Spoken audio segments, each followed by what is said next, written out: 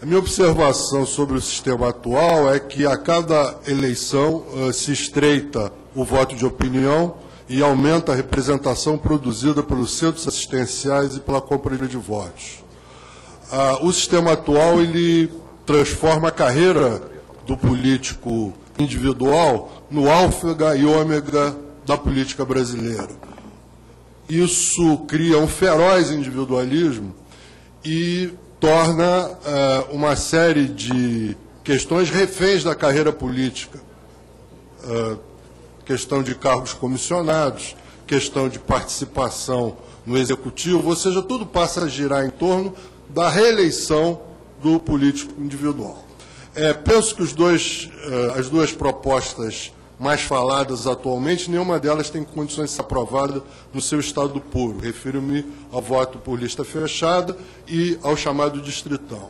Pessoalmente, apresentei e tenho apresentado uma solução que gostaria, posteriormente, de discutir em detalhe com Vossa Excelência, que é o voto distrital misto plurinominal, que vem a ser o seguinte: 50% eleitos por uma lista fechada, com a possibilidade, inclusive, de um equilíbrio de gêneros e até a possibilidade de uma cláusula de barreira razoável, porque, nesse sentido, de fato, estamos aferindo a representatividade do partido político, que não era a situação anterior. Então, uma cláusula de 2%, 3% em cima desse componente proporcional por lista fechada.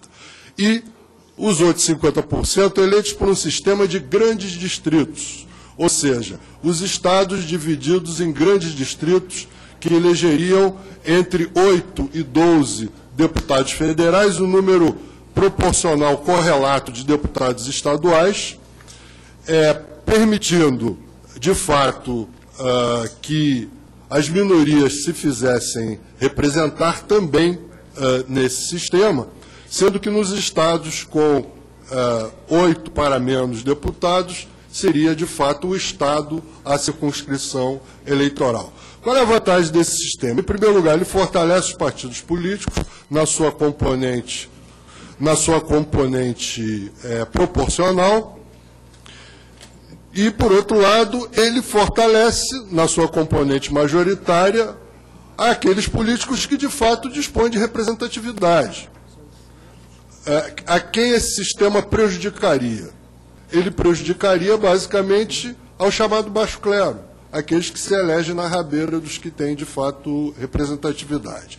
Em relação às observações, críticas que Vossa Excelência fez aos vários sistemas, penso que são pertinentes. E, no caso da componente proporcional, penso que deveria haver eleições primárias entre os filiados dos partidos para efeito de composição da lista, levando em consideração a questão de equilíbrio de gênero.